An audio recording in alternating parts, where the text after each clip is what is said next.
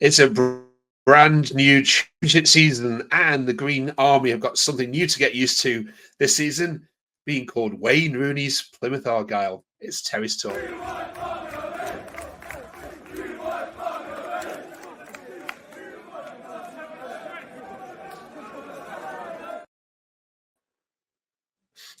Jaden's back. Welcome, Jaden. How are you? Good, thanks. How are you, Mark? Good. Yeah, you had a good summer. Euros? Yeah, very good. Yeah, I enjoyed it. Okay. Last Terrace Talk, you spent most of the year with your head in your hands, especially the Ian Foster months. One more time on this channel, but this year, this is an exciting year for Argyle, and because it's a bumpy year, we've got some additional pilgrims to come and talk to us. So we are delighted that we have been able to grab from Twitter both Carl and who, in their own rights, are kings of Plymouth Twitter. So thank you very much for joining Jaden on this journey this year, and yeah, it's going to be an exciting year, isn't it? Are we all getting used to Wayne Rooney's Plymouth Argyle as a phrase, Connor? Does it have a certain ring to it yet for you? I don't know. Yeah, we'll see. We'll see come Sunday at 6 o'clock. But it still feels quite weird and quite surreal. It's such a big name, household name across the whole nation, really, in terms of football. So it will be interesting to see how it goes with the club. Yeah. A little bit here on this channel. Now we're going to obviously talk about the summer and all your views on some of the signings, and obviously the big of course, Wayne Rooney being down there. And also we're going to talk about the Sheffield Wednesday game this Sunday. I'm also going to ask you for your view on the kits as well, which I can see some of you have already splashed out your hard-earned cash on. But yes, welcome to the channel. And if you are a Plymouth fan, you'll have seen others on our channel before. This is a Plymouth Argyle only channel across the Terrace Talk network. So please, obviously, drop us a like and subscribe. All right, let's get straight into it. Carl, there were lots of names linked with the Plymouth job. There were tons of names linked with the Plymouth job. Frank Lampard's name I heard was mentioned. In the end, happy with Wayne? I'll soon tell you in about 3 months. Nah, I'm obviously delighted. Never anyone else thought Wayne Rooney, Plymouth Argyle. Nah, never going to happen. But when it came through, the betting stopped. I thought it's actually happening. And then, lo and behold, Saturday morning, I turn my phone on. There he is, our head coach. Well, I can say I'll soon tell you in 3 months. But I'm obviously delighted. Never thought it would happen in our lifetime. Wayne Rooney, head coach, Plymouth. Didn't add up, did it? Anyone could say last year Wayne Rooney's going to be head coach, mate. I'll bet you any money he won't be. But he is, and obviously delighted. He's got the mentality behind him, and he's got Ferguson's brains, in my opinion. He's got the air dryer treatment in him, I reckon, as well. So I reckon that is what we could, need. Just a bit of, tough love. Jaden, what are your thoughts on it? Yeah, well, it's obviously another Scouser coming to Argyle. They haven't really worked out in recent time. Obviously, Shuey was good, but he obviously left us for the money or whatever else. But yeah, hopefully this one works out a little bit differently, and we can, do what Hallett is obviously wanting, which is to become a sustainable championship club. Hallett, Connor, said that he's going to give him an increased budget. It's still going to be one of the smallest in the championship, but obviously with the TV money this year being different, he's going to have a bit more to spend. What's your views on how he's spent it so far? Has he spent it? Yeah, no. My opinions on obviously how the transfer policy of Plymouth works. I've been banging a drum quite negatively of the ownership and how they go about transfer business. Since we signed Barley and Morgs for $1 million last season, and then since then we've seen really nothing in terms of those like blockbuster transfers, which you expect to get. Like, yes, I will concede about the loan signings we brought in. There's probably going to be large loan fees and wages, but there's still like no money realistically, like as a whole, being spent on bringing a player which we own. He is ours. So it does leave you wondering, is there actually a bigger budget, or is this just talk? But yeah. Carl, how much do you think somebody would have to bid for Morgan Whittaker to even be tempted to sell? I reckon 8. They'll start listening. Personally, 8 million. They'll start getting the player involved. Then I reckon. Would you sell him for 8 million? I don't know. I reckon if we get 8, we can't be. I know we've got a sell-on clause to Swansea, but he's gonna go, isn't he? You just know it. I'll be shocked. I'll be shocked if he's a Plymouth player come the end of the transfer window. Right. Okay. Jayden, one of the players on his way out was Dan Scarr, who's gone to Wrexham. Rooney said that the time was right, and for family reasons that he's gone. What are your thoughts on his time as a Plymouth player? Yeah, he's probably right. The time was probably right. We obviously got an undisclosed fee, so we don't know what that fee was, but he's obviously been such a solid player for us in previous years, and he really, really helped in the season where we got up to the Championship. So we have everything to thank him, and he's always been respectful in the way he's gone out, and he's always been sort of a good role model to everyone at the club, and experienced player. We'll definitely miss him a lot. Okay. Let's have a chat about pre-season then. I'm not sure how many games you've managed to get to, but it'll be more than certainly I have as a neutral. Connor, what have you made of the performances? I mean, results don't matter so much, but if you're telling the neutrals here what sort of system and style Rooney's trying to implement, what have you seen so far? Yeah, so from what I've seen, it looks like it's going to be very much that 4-4-2, and looks a bit more higher pressing than what we're used to. Since Schumacher left, I admit it was lose the ball, right, now we're going to run our legs off to get it. Under him and with Lowy, it was just attack. We'll score more than we concede. And with Rooney, it looks more calculated in the press, as opposed if we can drop back. So it'll be exciting to see how that works. And obviously, more use of the wings as opposed to going through the middle, from what I've seen so far. So not really much has flowed through the middle. It's all been pushed out to the wide. Which is what he did at Birmingham, wasn't it? Just he didn't have the players to do it. Thanks for that, Connor. Carl, does it excite you what you've seen and read so far? Well, I've only been to one game, which was Torquay.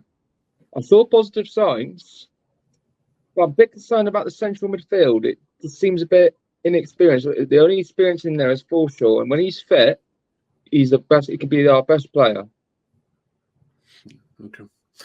100% our best player, but if he's not fit, we only got Brandel and Houghton. Brandel, not 100%, but they are extraordinary players, of course. But I reckon we need an experienced player with no injury. But then again, it goes back to Connor's point: transfers. Yeah, even our players. It's going to be a fascinating watch. I think Plymouth he's got to get this right, hasn't he, Jayden? This is Rooney's last shot at management. If this fails, he will not work in. Well, he's not going to work in football management probably for a long time, isn't it? This is big for him. Yeah, definitely. If you look at our past 4 games, we got 3 wins and a loss against Bristol. The Bristol game obviously was made up by a couple of errors at the back. We can't really blame Rooney for. Obviously Cooper giving the ball away straight to a Bristol player, and they just put it in the back of the net. So a lot of people obviously having a go at Cooper after that game. I'm not really looking into it. It's only pre-season, but yeah, I think we're looking strong at the minute, and if we can carry that into the new season, I think we can do pretty well. Okay. All right. Starting with a trip on a Sunday at 4:00 to Hillsborough. You must have looked at that fixture, Connor, when it came out and thought, it's a terrible, tough start, and then for it to be switched to the Sunday at 4. Sky aren't friends of Plymouth Argyle, are they? They never normally are, no. They do like to either harangue us with really late away games, like Birmingham City, for example, a few years back in the FA Cup. But yeah, the timings, yeah, it doesn't matter because I know that away end is going to be packed out regardless. Okay. I know the three of you will be there, but we'll bring in Matt, who's also going to be there in a blue and white shirt. Let's focus on our foe for this week.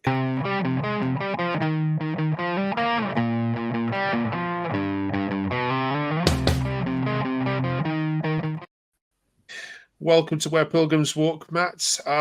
Nice retro shirt you're showing off there. How are you? Yeah, I'm all right, thanks, Mark. Yeah, not too bad. How are we all, gents? You all okay? Yeah, good, thanks. Yeah, not bad, thank you. Yeah. Have you got your anti-Rooney repertoire songs ready for Sunday, Matt? I'll be honest, I'm quite enthusiastic about Sunday because I think we owe. I mean, Sheffield Wednesday definitely owe Wayne Rooney one. It was his only win as a Birmingham City manager. Came at us in November last year, and it was. I mean, it was a game of absolutely nothing. It was two really, really poor sides at the time. Birmingham managed to snatch it through one of a countless number of defensive errors that we made in the first half of the season last year. So we definitely owe him one. Which, it should be a really good game on Sunday. Yeah, and this was a 6-pointer back in March, only a couple of months ago, wasn't it? When Gassama, I think, got the winner when Plymouth were Ian Foster led. But this is a new Plymouth side now. Just tell the Plymouth fans, Matt, very quickly how Wednesday have been doing pre-season. Pre-season has looked very, very positive from a Sheffield Wednesday standpoint.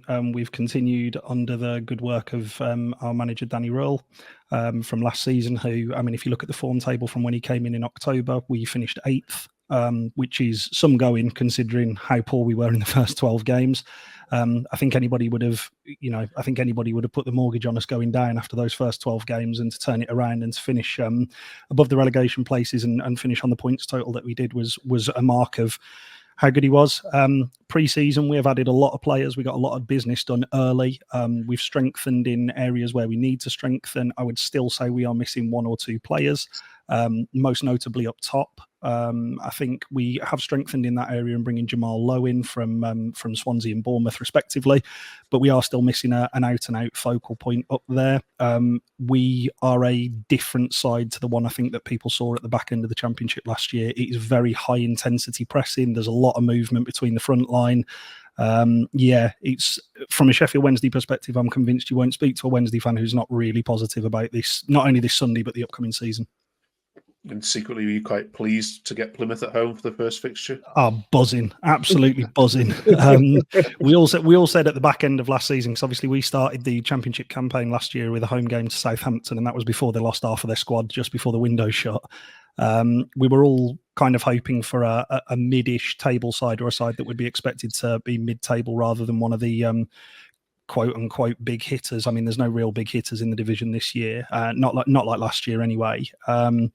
So yeah, starting at home at 4:00 on Sky for ourselves is perfect. I mean, we couldn't have asked for a better first fixture.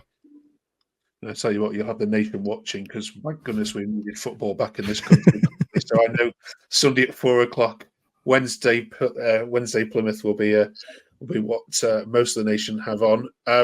Carl, how do you rate Wednesday as a side? Do you think you'll finish above them this season? Depends. I'm impressed with how your manager is high intensity. Obviously, he's got it from his German trade. I'm impressed with how he spoke in the Euros. I'm a big admirer. I thought he would have gone Sunderland when he was linked personally, but you've managed to, keep him, build a squad. See how you get on. But obviously on Sunday, I hope it gets very bad. Cheers, Carl. Let's get some score predictions. Jayden, you were pretty good at this last year, so let's see if your good luck carries on. You can have the Plymouth prediction. It's his first game. Come on, got to be optimistic. 1-0 Argyle, I reckon. There we go. Matt? 2-1 Wednesday. All right, lovely. Right, cheers, Matt. We will catch up with you on the Wednesday Terriers Talk, and good luck to the season. And for you three, it's time to rate some shirts.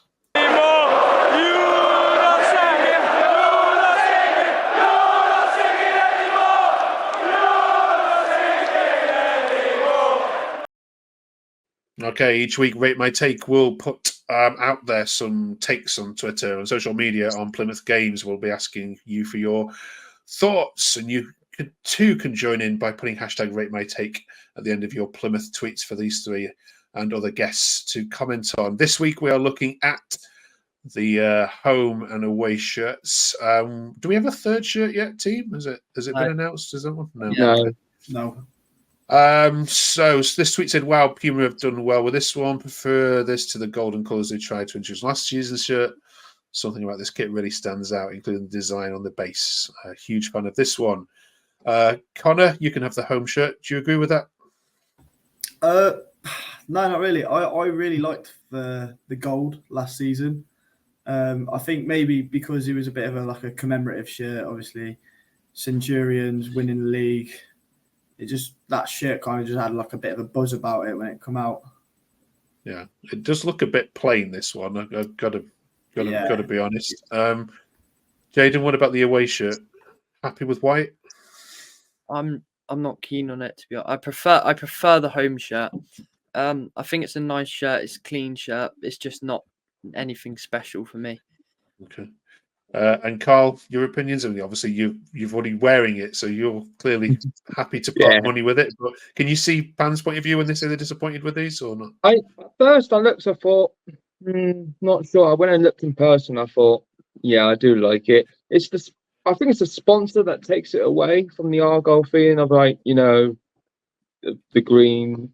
It's the sponsor I feel like they've let them down with. But at the end of the day, I still get behind them, and yeah. But I am a fan of the goalie kit. Don't know why. Oh, you should see Norwich's goalie kit. My goodness, wait till you see that in a couple of weeks. My goodness, it is horrendous. All right, just to finish off with some quick fire questions for you, Jaden, where are Plymouth going to finish this season? I want to say in the 17th to 19th region. Connor? 16th. Carl? I would be surprised if we finish 13th. I just got a feeling if Rooney gets it right. If he gets it right, if not, we'll see League One next season. Okay. You realise that when we've asked the question about relegation to nearly all the teams, they've nearly all put Plymouth down in the bottom of three. Are you okay with that? That teams and pundits and people like myself and podcasters are putting Plymouth relegated already? Is that all right with you, Connor? Suits us all day. Okay. No, we're always the underdog. We've never got anyone rating us to do especially well or do whatever. But no, I do say we're down that bottom half, but we're not going down. All right, final question then is, if you're not getting relegated, who is? Let's get one name from each of you to make up the bottom three. Jaden, give us a name who's going down. Oxford. Carl? Derby. Connor? Pompey. They're not going to be happy with that. All right. Right. Thank you very much, fellas.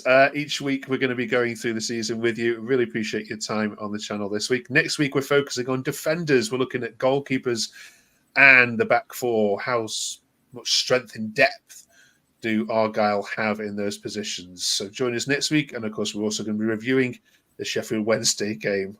Good luck, fellas. Enjoy your trip up there. So you'll get back at midnight, I'm guessing, Monday morning. And we'll catch all up with you next week. Cheers, guys, and thank you very much for watching.